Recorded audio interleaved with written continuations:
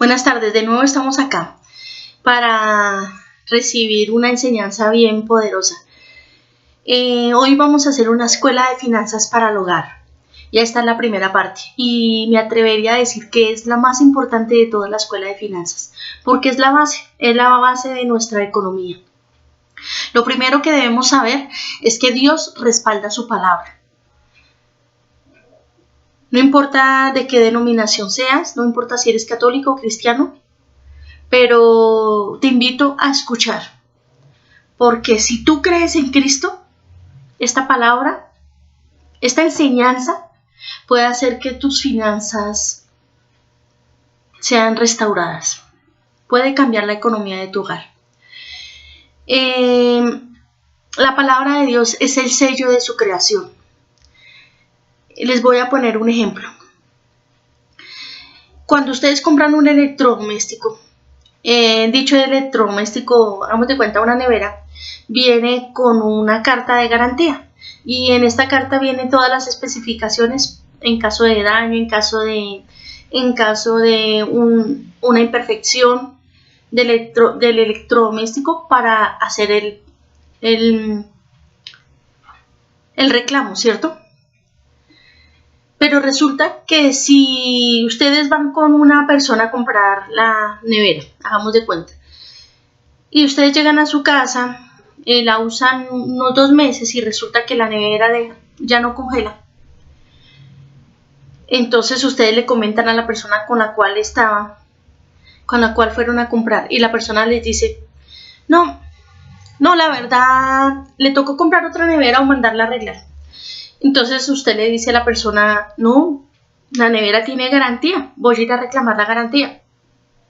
Pero la persona le dice, no, eso es mentira, esas garantías no las hacen válidas. Eso ya a usted le toca comprarla o mandarla a arreglar, no le van a responder.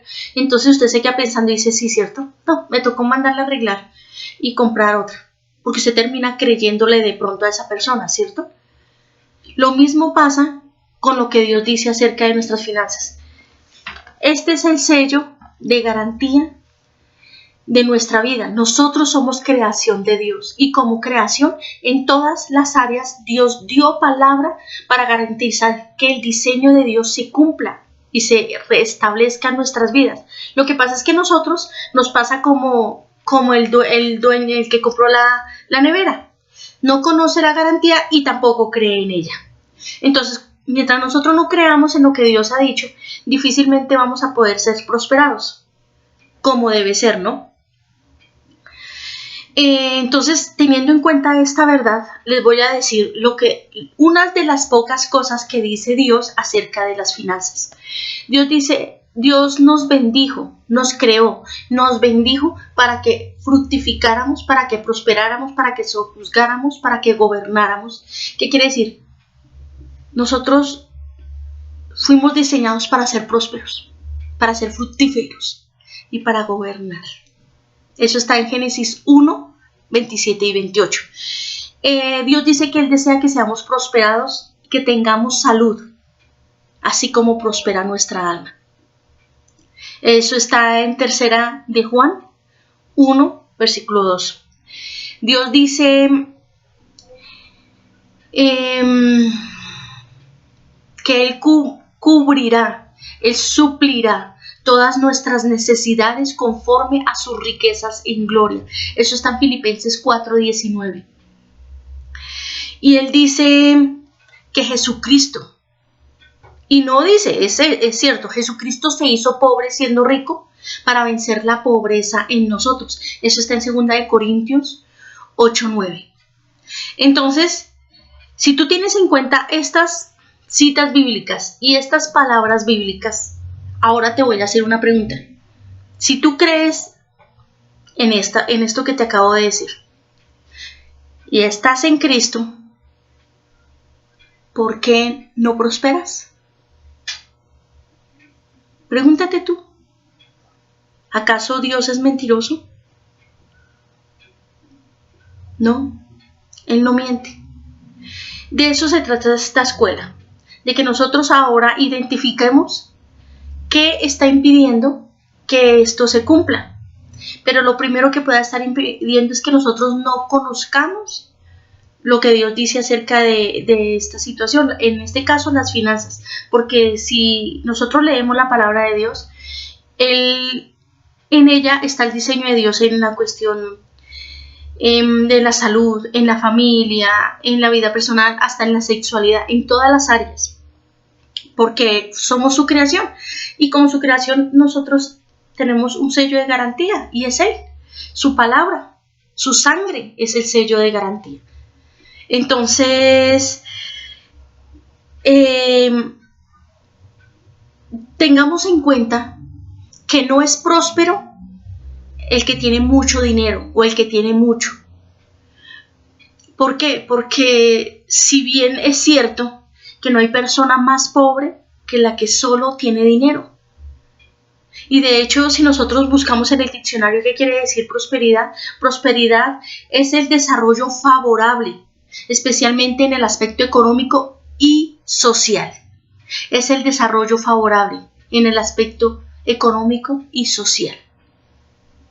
¿Qué quiere decir? Que la prosperidad no se mide por la cantidad de bienes o por la cantidad de dinero que se pueda tener, sino por el desarrollo favorable. Si tú conozco personas que trabajan demasiado, que tienen empresas y resulta que no pueden darse el lujo de poder comer un buen plato de comida por determinadas o diferentes razones, pero no lo pueden hacer. Otras no tienen paz, otras no tienen tranquilidad. Entonces no son prósperas, porque no tienen un desarrollo favorable. No son prósperas. Si tú trabajas muchísimo, pero el dinero se te va como el agua entre las manos, vives endeudado, no te alcanza, vives en escasez, tienes un problema. Y de eso se trata esta escuela, de que tú identifiques, reconozcas y empieces a accionar, a tomar decisiones, a determinarte y a ajustar tu vida y a cambiar las cosas que haya que cambiar para que tu economía florezca. Para que todo lo que Dios dice en su palabra, tú lo veas reflejado en tu vida. Y no que sean solo palabras escritas. Conozco personas en el Evangelio que no viven ninguna de estas verdades. Primero porque no las creen y segundo porque hay cosas que impiden que esas palabras se cumplan. Así como una carta de garantía de un electrodoméstico no se puede hacer válida por unas causas, sea por mala manipulación, por descuido, en fin, y eso impide que la garantía se pueda reclamar. Asimismo nos ocurre a nosotros, en este caso en las finanzas. Si nosotros no podemos reclamar estas verdades que Dios ha dicho, que están escritas en su palabra, es porque hay cosas que impiden que podamos reclamar estas verdades y vivirlas. Lo primero que debemos saber es que a libertad fuimos llamados. Escúchame tú que estás viendo esta enseñanza. A libertad fuiste llamado. No es de Dios que vivas escaso. No es de Dios la pobreza.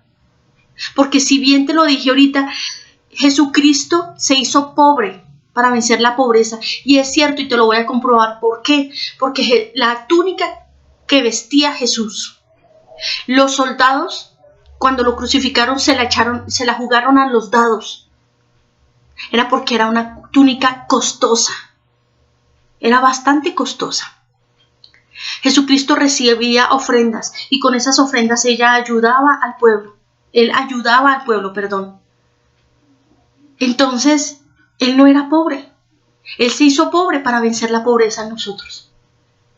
Entonces, no aceptes la pobreza en tu vida, no aceptes la escasez en tu casa, no la aceptes, porque lo que tú aceptas, así como el ejemplo del electrodoméstico y como el ejemplo que les di, el que lo compró le creyó a la otra persona de que no podía reclamarla y eso le impidió que fuera restituida su compra. Asimismo, si tú no crees que eres libre financieramente, que eres próspero, no lo vas a recibir.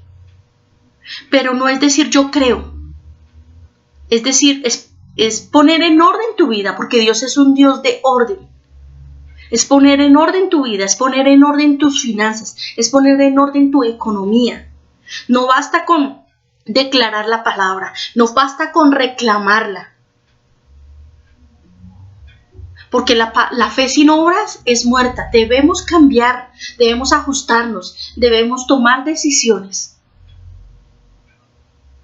Y la segunda cosa, que es muy importante que sepas, para terminar esta sección, es que Satanás es padre de mentiras y él siempre te va a decir mentiras que impidan que tú recibas la restitución, que tú seas próspero, porque esas mentiras lo que van a hacer es que van a atar tus finanzas.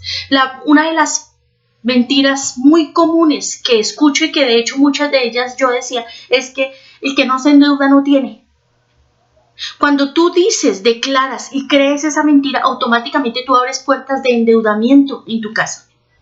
Las deudas no son de Dios, porque si Él dice que Él suplirá todas nuestras necesidades, entonces, y decimos que el que se endeuda, y decimos que el que no se endeuda no tiene, entonces le estaríamos diciendo mentiroso a Dios.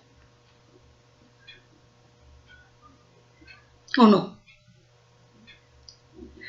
Otra de las mentiras que dice Satanás, que no te va a alcanzar para pagar las deudas. Y Dios siempre nos va a dar los recursos, las estrategias y las habilidades para vivir conforme a su propósito, a su diseño y a su voluntad. Tienes que hacer las cosas como Él te diga, no como tú crees, no como te dice el mundo, sino como Él lo dice. Y esa es la diferencia.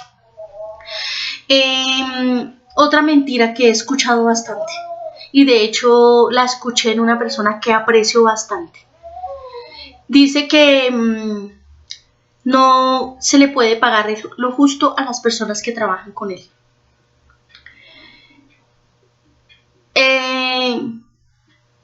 Es muy triste porque resulta que este es un argumento que Satanás pone a muchas personas que están creando empresa, que están creando sus nuevos negocios. ¿Para qué? Para atarlos, porque hay injusticia.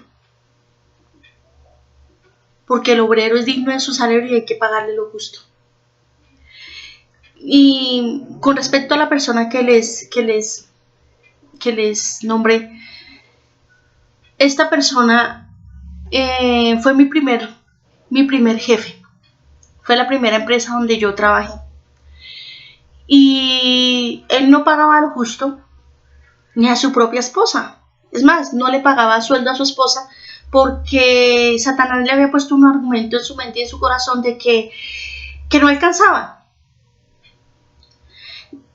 De hecho, él no pagaba el arriendo en muchas ocasiones, se endeudaba con el arriendo, con los servicios, o sea, vivía supremamente alcanzado. Cuando yo entré a trabajar con él sin conocer de Dios, yo le dije que se podía, pero en realidad, hoy en día que veo que era Dios dándole una oportunidad a él para que fuera restaurada su parte financiera. Y de hecho lo fue, porque yo trabajé 3 años en esa empresa y de verdad que prosperó. Prosperó al punto de terminar exportando.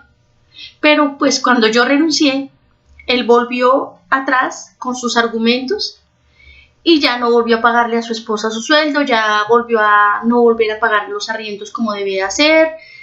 En conclusión, entró en injusticia. Y lo más tremendo es que 20 años después, él aún cree que, o sea, aún no reconoce que en realidad su quiebra, porque él quebró, es por la injusticia. De hecho, uno de los hijos de él en una ocasión, no hace mucho, que estábamos hablando y me propuso iniciar un negocio con él. Y me dijo que le dijera por qué yo había dejado de trabajar con su papá. Esa pregunta él me la hizo y estábamos con el papá, estábamos los tres. Inmediatamente el papá del joven respondió que lo que pasa es que yo quería mandar más que él. Yo apenas lo miré y pues sentí tristeza porque después de 20 años él todavía no reconocía. Él todavía no reconocía que tenía un problema financiero. Y si vamos a ver, hagan de cuenta, un ejemplo, a una persona adicta a las drogas, al alcohol, para iniciar un proceso de sanidad, de restauración, de liberación de una adicción, lo primero que debe hacer una persona, ¿qué es? Reconocer que tiene un problema. Y lo segundo que debe hacer es que determinarse. Va a ser difícil porque es cambio de mentalidad, es cambiar la mentalidad, es cambiar el chip. Y decir, esto que había aprendido, tengo que desaprenderlo y volver a aprender lo que realmente es correcto. Es difícil, pero es posible. Otra de las mentiras de Satanás es que hay que hacerle la trampa al dinero. Entonces, con este argumento muchas personas, es como la justificación de muchas personas para hacer lo malo, para ser injustos, para cobrar de más, porque supuestamente hay que hacerle la trampa al dinero. Mentiroso el diablo. Otra mentira es que tenemos que trabajar como negros para vivir como blancos. Es totalmente falso. Veo personas, incluso personas que asisten a iglesias cristianas, que trabajan de verdad como burritos. Y cada vez se ven más escasos y cada vez se ven más endeudados. Esto es una mentira. Porque si la palabra dice que Dios suplirá todas nuestras necesidades conforme a sus riquezas, ¿quién dijo que tenemos que trabajar como burros? Somos libres. No me puedo quedar sin plata. Es otro argumento de las tinieblas. Conozco personas que reciben su sueldo y sencillamente no pagan todo lo que tienen que pagar, no pagan todos sus recibos, no pagan todas sus obligaciones, porque sencillamente el argumento es que no se pueden quedar sin plata. Y resulta que una de las cosas que mi pastora me enseñó es que primero pagamos y Dios nos dará incluso para comer. Y es así. Es así. Muchas de las personas que ven mis enseñanzas conocen mi testimonio. Yo soy madre soltera, tengo un niño en condición de discapacidad, recibo una cuota semanal de 70,000 pesos por parte del papá de mi hijo. No recibo mercados, no recibo ayudas, diezmo y ofrendo. Igual tengo que comprarle pañales a mi hijo porque pues no tenemos en este momento EPS. Mi hijo ya cumple prácticamente 13 años en unos pocos días. Entonces él usa pañales costosos. Un pañal puede valer 3,000 pesos. Sin contar la comida del niño, sin contar transporte, sin contar los gastos adicionales. Y subsisto y vivo bien. No solo subsisto, vivo bien. Puedo atreverme a decir que soy próspera. Y porque soy próspera, hoy me presento delante de ustedes a enseñarles cuáles son las estrategias que Dios me dio a mí, cuáles son las herramientas que Dios me ha dado a mí para ser próspera. Y vivo muy bien. No le debo a nadie, no debo servicios, porque de esos 70,000 tengo que pagar servicios. De hecho, ese dinero me alcanza para pagar servicios, para la comida, para el diezmo, para la ofrenda, para pañales, para complementos nutricionales, para transportes y demás. Dios me da. Él suple todas mis necesidades conforme a sus riquezas en gloria. De hecho, tú has dicho el Padre Nuestro, has rezado el Padre Nuestro o has orado el Padre Nuestro. Y en el Padre Nuestro una de las peticiones es: dame el pan de cada día. ¿O no? Él dice: pide y se os dará, medida buena, remecida, rebosante.